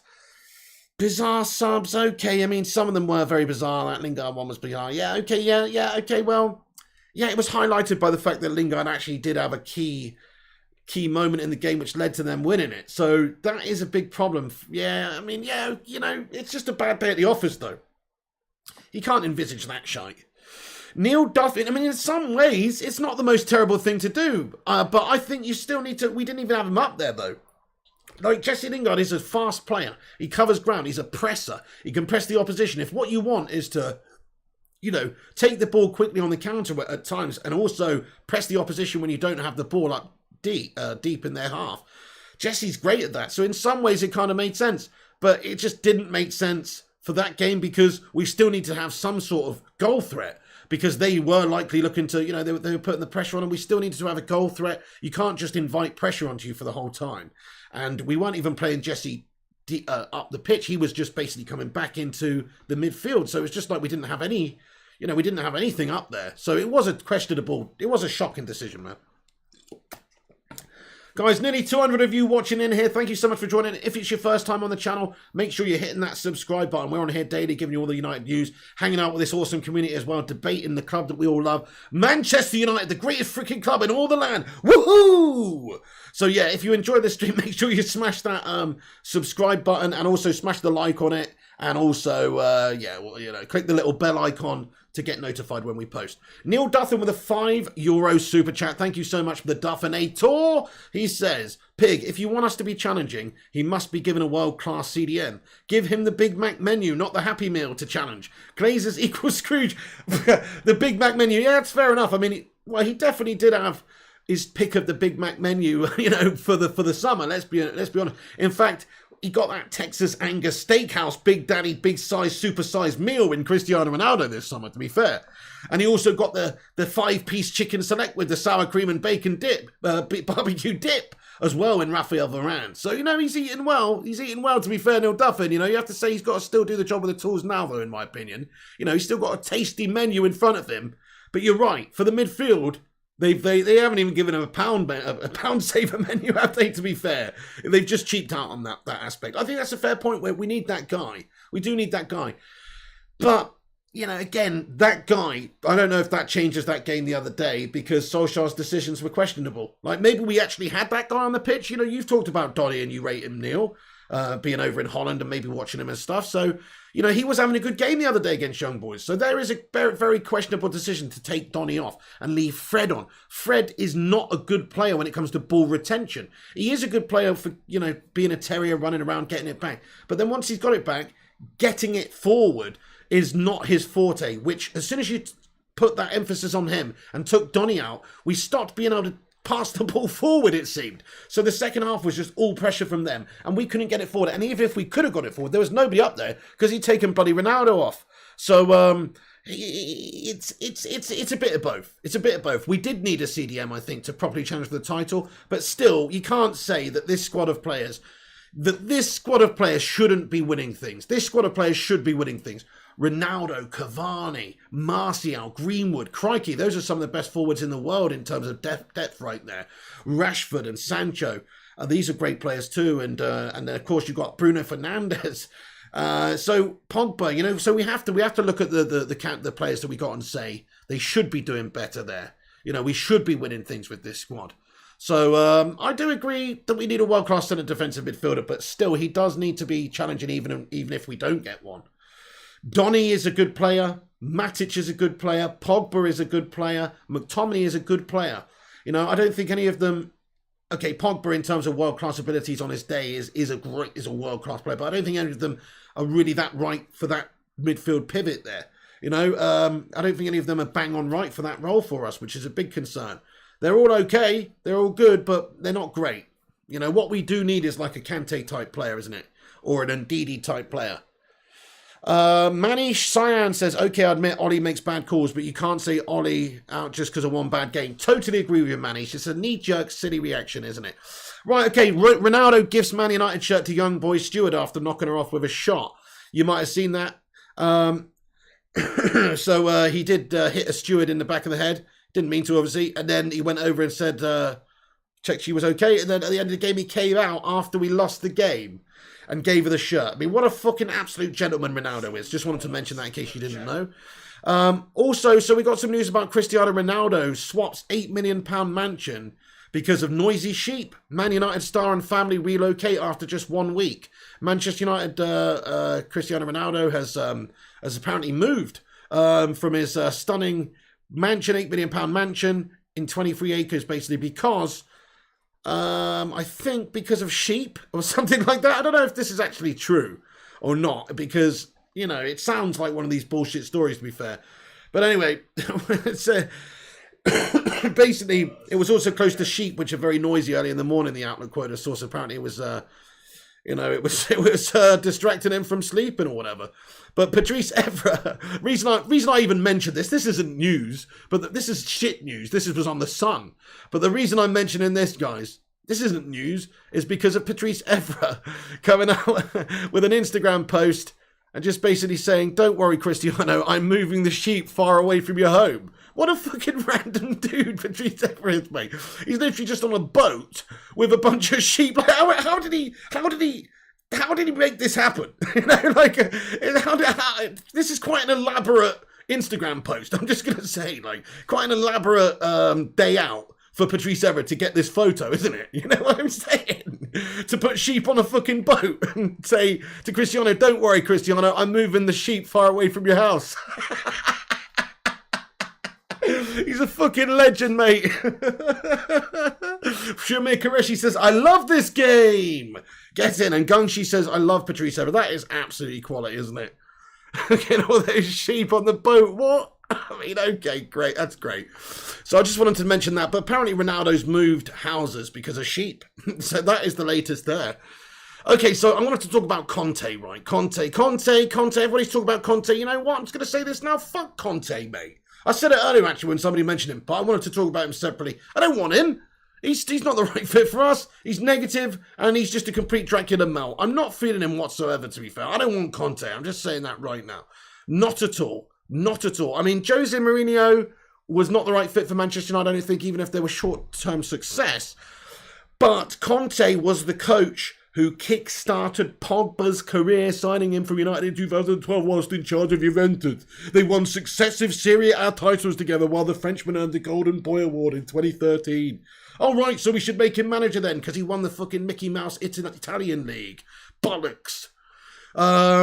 It's, few in football have truly worked as a magnificent midfielder. Conte could be the key to his magic powers. I mean, obviously, he did do well with Pogba, but Pogba was playing in Serie A. Serie A is not the Premier League. It's not as good as the standards. It's totally different. It's a different pace. It's a different culture. It's different. So, he might be able to manage Pogba in Italy, but I don't think he would unlock Paul Pogba's talents more than anybody else in the Premier League, personally. That's just my opinion. But there you go. Conte, no, what the fuck, says Sugam. His style won't suit us exactly. I'm with you on that one. Simon Cowie, hello, bro. He says, I say, fuck Conte and fuck Zidane. Ollie is the right man. End of. Exactly. Knows the club, loves the club, gets the club. Guys, we're nearly at 150 likes. We are on 150 likes. I'll forget it then. But still, if you just join us, smash that like button. Let's see if we can get 200 likes on the vid. Thanks for getting in. Right, okay. So there you go. In my opinion, Nemanja Matic as well. So that's another player who Conte did manage, right? I'm pretty sure he was when he was at Chelsea, right? For a bit, and Lindelof apparently Conte had used a similar style before at Juventus. Continued to trend. What's this? I don't know actually. Sorry, that's I don't think that's legit actually. I don't think. But anyway, so Conte, he's had some history, some links with some of the players that we've got at the club.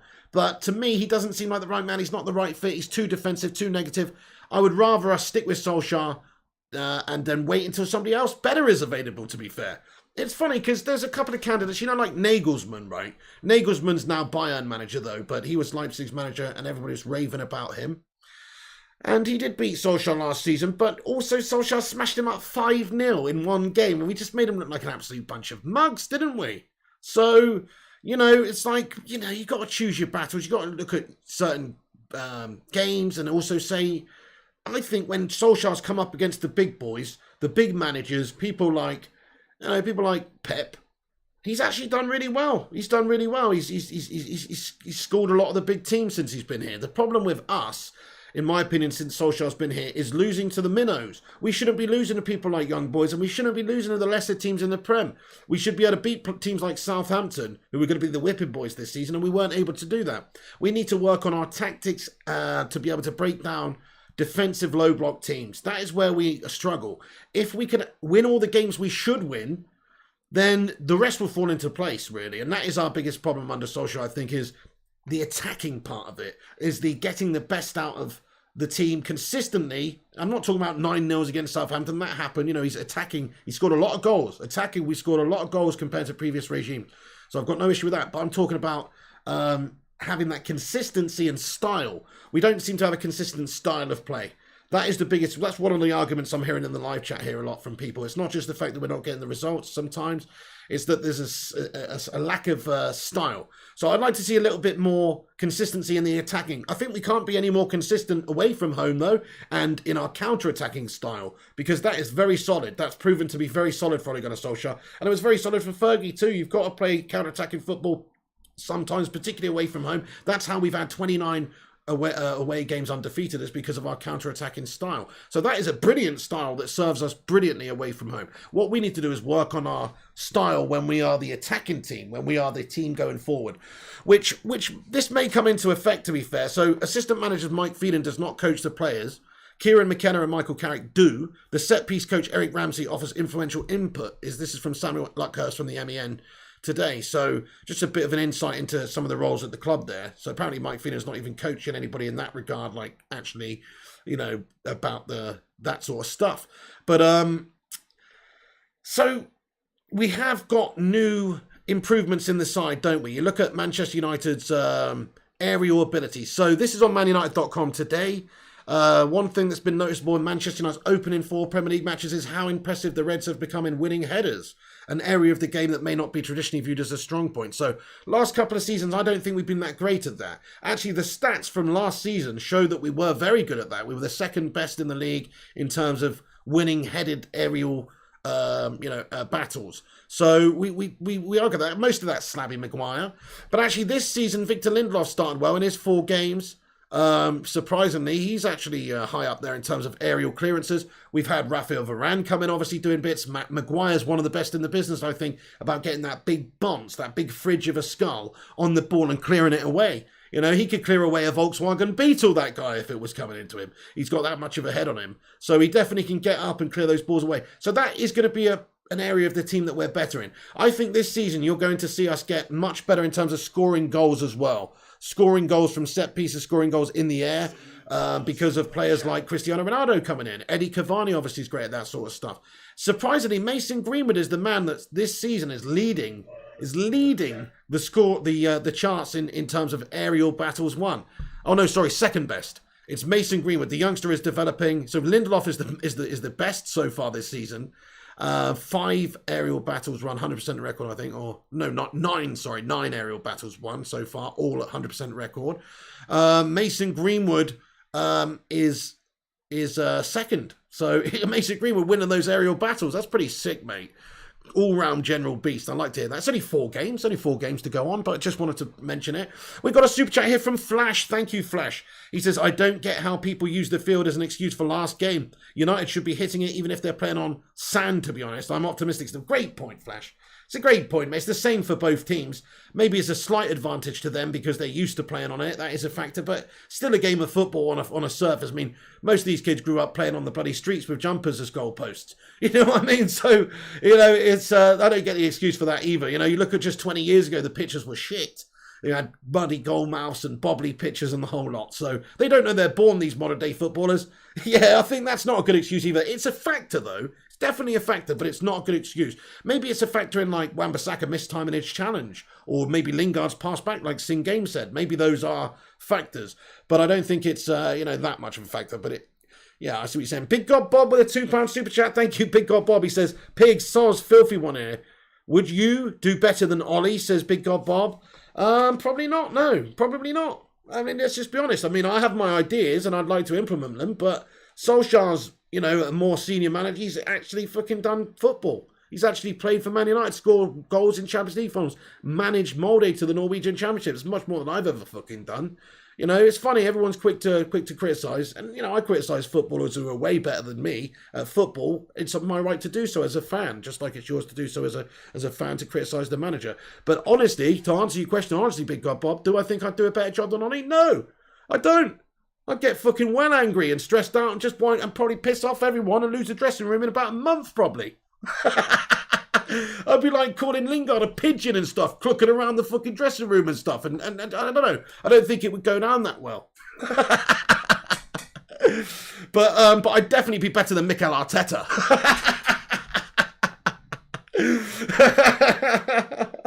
Definitely do a better job than Mikel Arteta, though. Gungshi Pig would be an excellent assistant coach. What I'd like to be is a motivator. I'd like to just be unleashed in those half-time moments when the game is not going our way and just fucking rile everyone up and, get them all kicked up the arse. That's what I'd like to do. Luffy D Monkey says, a piggy over Arteta, yes. We beat Young Boys 3-0 under Jose, same AstroTurf. Yeah, fair point. I mean, we did have it was a man sent off there. Ronaldo didn't get a pen and Lingard's assisted the opposition. These are factors you have to think about too. Nathan Best says, Ollie, how you doing, Nathan? Ollie does need to be judged this season. However, at the minute, United have made their best start to a league season for a good few years. Exactly. And it's only one game. I'm sure we'll progress from the Champions League group, guys. I mean, let's have a vote in the live chat, guys. Do we progress or do we fail? Do we get knocked out? Do we get knocked out or do we progress, guys? Of course we bloody progress. It's Man United, Villarreal, Atalanta and Young Boys. Of course we progress. We're going to smash them to pieces in the next few games, guys. Come on. We need revenge against Villarreal as well. That's going to bring extra impetus and extra feeling for the players to really go at them, I think. They're going to definitely be desperate to get those wins after that Europa League final. Pig would sort Phil Jones out in short order, Gangshi. Well, I'd get him down to £10.50 an hour, but I'd actually keep him at the club, but I'd put him on £10.50 an hour because he does make a lovely cup of tea, to be fair, Gangshi. He makes a cracking cup of tea. We haven't had a tea boy like him since in the 80s. I remember Ron Atkinson, oh yes, and his babe Mary, says Jonathan. Exactly, it could be worse. Sonic One says, while I do get your point about the defeat being just one game, I don't think it's the first time Oli has demonstrated his tactical shortcomings. Think Villarreal, but he does deserve one more season. Spot on, yeah, that was a terrible piece of management as well, I think, in that final where, you know, he didn't even make any subs until, like, in extra time, and he just put players on, like, it didn't really... It just didn't really make much sense why to delay it so much to make the subs and stuff. So I do think his in-game management's in question. But also, as I've said, there's other aspects of his in-game management that is clearly good. Otherwise, we wouldn't be winning so many games from losing positions. Okay, have I got any other news before I get into the live chat very quickly? Everyone, do us a favour, smash the like. Let's see if we can get 200 on it. You know we can. Oh, yeah. Fabrizio Romano, Manchester United midfielder list was not including Leon Goretzka as a free agent. He's always been convinced to extend his contract with Bayern after talking with Nagelsmann. And now he has signed his contract until June 2026. There you go. So we always knew that was coming. We didn't really cover it much on this channel. Because I always just thought it was just rubbish story. We were just being linked with him because, you know, they wanted to try and get a better deal, him and his agent, I guess. So yeah, but he has now signed a new contract until 2026 at Bayern. Good player, but wasn't really on our radar at any time. And Fabrizio Romano confirming as much, saying that, you know, United, he was not on our list at any time, really. So that was just a bullshit link. We said as much in the summer when there was a link there, but he signed a new 5-year contract at... there. Also, Real Madrid and Barca are reportedly interested in a potential transfer deal for Manchester United midfielder Bruno Fernandes. So, you know, I don't see Bruno going anywhere, though. I'm sure everybody's interested in Bruno. I would be if I was Real and Barca, but I don't see him going anywhere. Not now. It's too much of an awesome project at Man United now. We're on the cusp of something special. I can feel it. Some of you might not be able to, but I can feel it. We're on the cusp of something special here, guys. And I think Bruno knows that. He's got Ronaldo with him at the club now. You know, like, if Barca or Real come knocking, I'm pretty sure he's not interested in going, guys. Well, that's basically all the news then, guys. So that's the latest stuff. Ronaldo, the Sheep, Patrice Evra, Jesse Lingard contracts, the negotiations underway. Solskjaer has announced that we are discussing a new contract with Jesse Lingard, probably just to get him signed up to protect our assets so we can sell him down the line at some point. The other news as well, just in regards to the update in regards to Edinson Cavani, he will not be playing against West Ham. Solskjaer's given us an update on him, and he says, this is what he said about Cavani. He said, Edinson hopefully will start training with us after the weekend. Maybe he'll be involved on Wednesday because he had a fantastic season last season. The impact he made towards the end of it when he got his fitness, because he struggled early on with his fitness, he struggles with fitness. We feel now to get the best out of Edinson this season, we need him to have 100% fitness and not pushing. Be 100% fit and not be pushing him, sorry. We've got a strong squad that will cope with having to let players heal and don't risk any further injuries. That is a bit of an issue with Edinson. He's a bit of an injury-prone melt. He's a great player, though. I see Edinson having a massive impact because he's the type of personality in a player. He's a top professional. He can't wait to get back on. He's working really hard to get back on the pitch. So he's going to be coming back into the squad soon. Edinson Cavani is a great player for us to have. He's more advanced in years as well, so he's not like... He's going to want to play. Of course he's going to want to play. But because he has to be managed anyway, you can't be the sort of player to... you can't play him week in, week out. He's just going to pick up an injury and you're going to get burn out. And also he's just going to get knocks and injured and stuff. He's kind of injury prone and he's aging. So you have to manage him rightly. But he's just going to be that guy, that super sub. He's going to be that guy that comes in, you know, and gets you those all important 10 or 15 big goals in big games throughout the season. So I'm really looking forward to seeing him play second fiddle, to be fair to Ronaldo. It's probably more likely. But I would also love to see a system where Ronaldo and Cavani play on the pitch at the same time. Italy United, how you doing, bud? Liam Mitchinson. Ronaldo should be manager. Just scrap Ollie. Man, that'd be crazy, wouldn't it? Cristiano Ronaldo as manager. I wonder if he'll go into management one day. What do you reckon, guys? Do you reckon Ronaldo goes into management one day? Yes or no? I think maybe he will. I mean, he loves the game, doesn't he? He loves the game. I think maybe he will. Yeah, he's a leader of a man. Maybe he will. Anyway, okay, so that's basically it, guys. I'm going to get into the live chat for a few minutes. Thanks to everybody who's joined us and got involved with your comments. Been a really interesting show today, you know. It's always it's always a tricky one talking about Ollie in, Ollie out, because I've got my feelings and you've got yours, and some people are Ollie out, and it does wind me up a bit. But look, I'm trying to give everybody their say, so have your say. I'm going to stick around for a couple more minutes. Player manager by Christmas, says Jonathan. Dude. Absolutely. See, I think during games he's talking to Carrick and feeling too much. I think he should go with his gut. I feel he's probably listening too much. I don't know, though. Fair point, Liam. He needs to be more bold with his decisions, and he needs to be more intelligent with his decisions as well. Daniela Dimitrescu says something tells me Ronaldo won't go into management. Yeah, you never know. I mean, it's so hard to predict who's going to go into management or not, right? Because there's a few people that sort of surprise me that they're managers, and some people that I think, oh, they'd be a great manager, and they just haven't done it. You know, Roy Keane, for example, he's another one. I thought he'd be a great manager.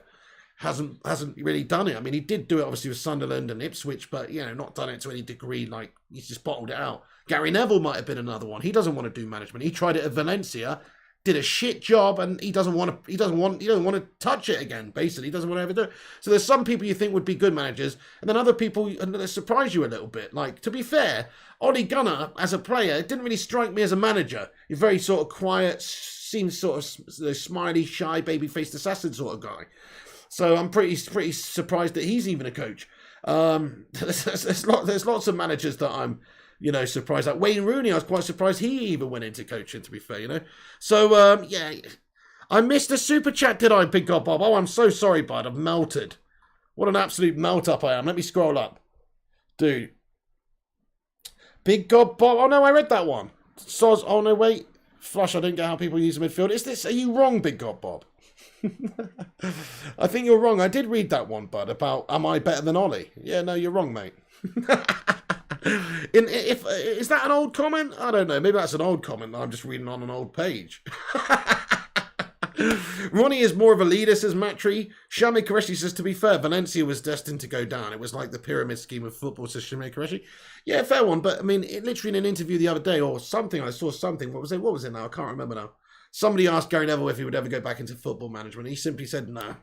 He's like, no, he's got no interest in it. So it's a very stressful job. There's also a lot of pressure.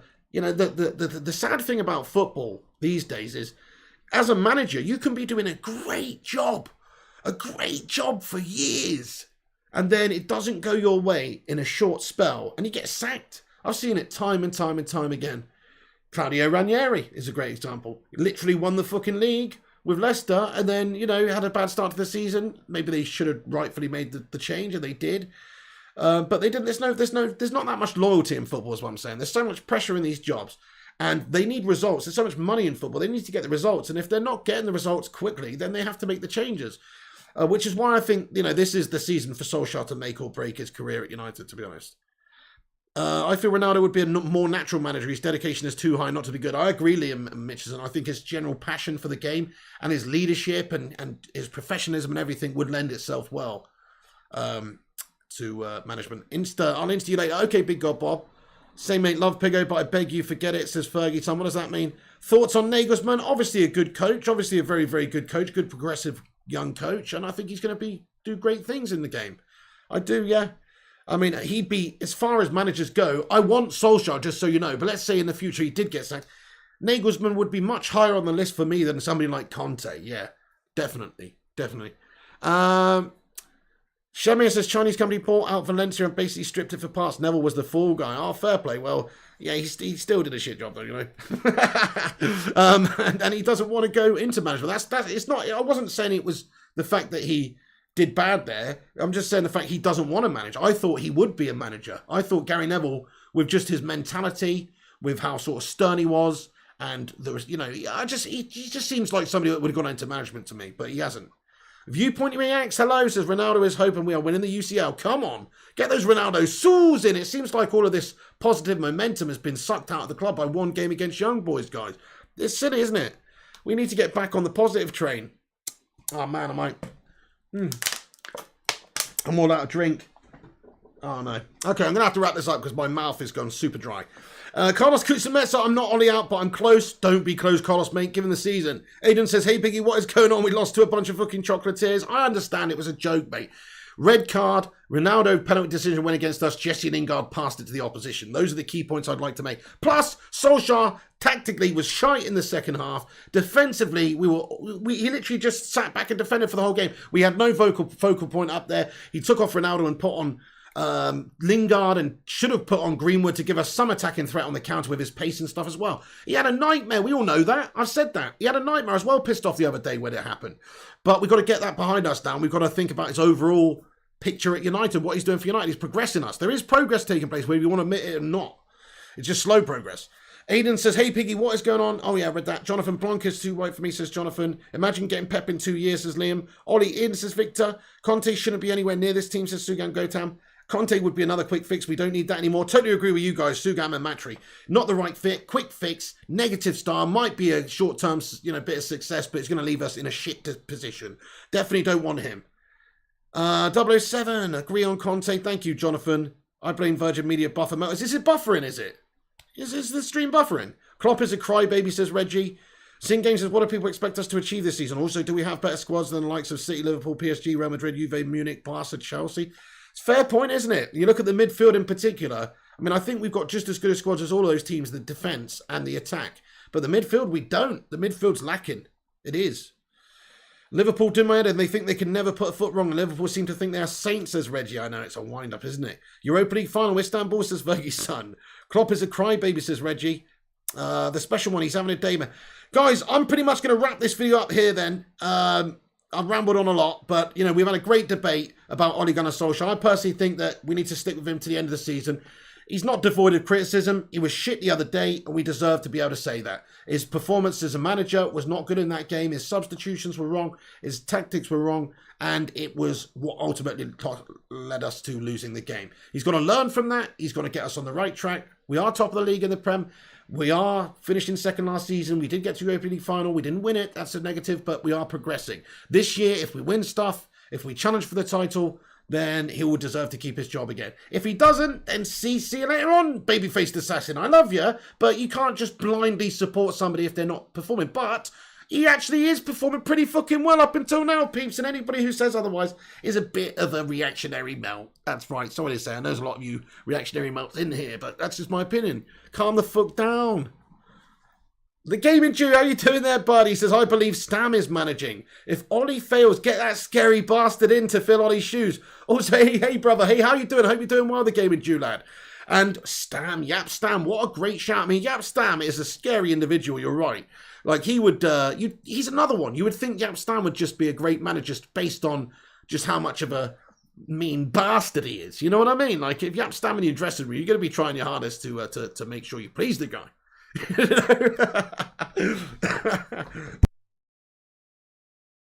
But I like your style there, Gaming Joe. I really do, because, we should be looking at Man United's a special club. We shouldn't just be looking at getting a short-term fix, Louis van Gaal / Jose Mourinho melt, who doesn't get the club, who's not really got that love for the club, and who just leaves the club in a position of shit when they are finished after a short-term spell. What I want is somebody who actually gets the club, loves the club, and wants to be, the long-term sort of, bearer for Manchester United here, and try and get back to where we want to be. And I believe Solskjaer is that man. Whether or not he's got the abilities to do so is another question, but that's the sort of candidate that I want to be my manager anyway.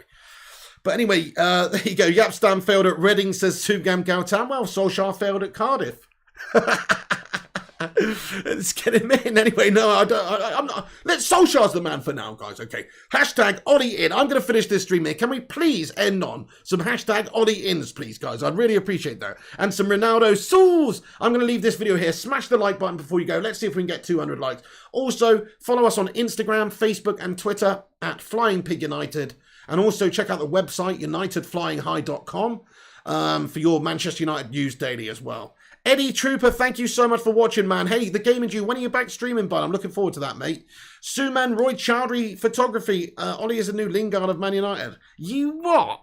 He says, hopefully he's sort it out quickly, otherwise another 7-8 years going to waste. You what, Suman? Give him a chance, lad. Man, these Ollie outers are too much for me. Thank you, Eamon Barrett says, Ollie in. Go on, Sugam Gautam says, Ollie in. Can't trust the Ollie outers.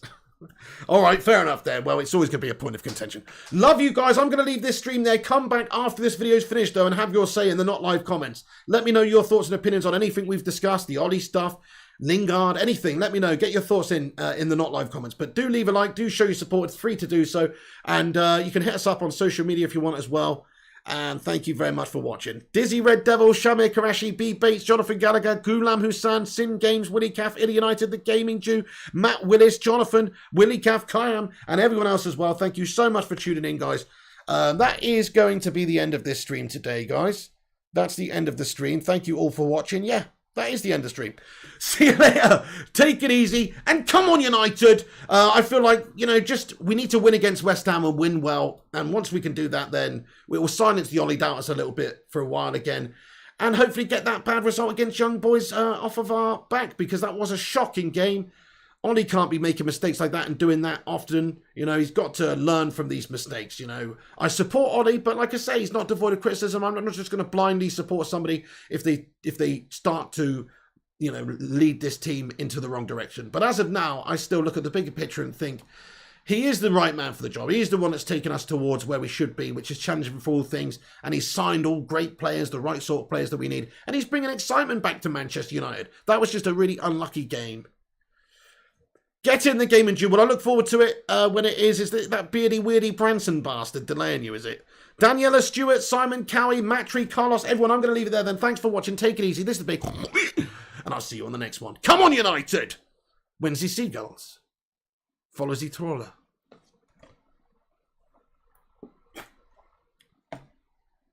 As this is because they think sardines will be thrown into the soup. Thank you very much.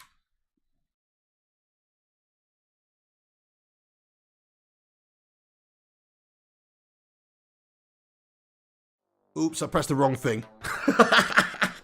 Bye, guys.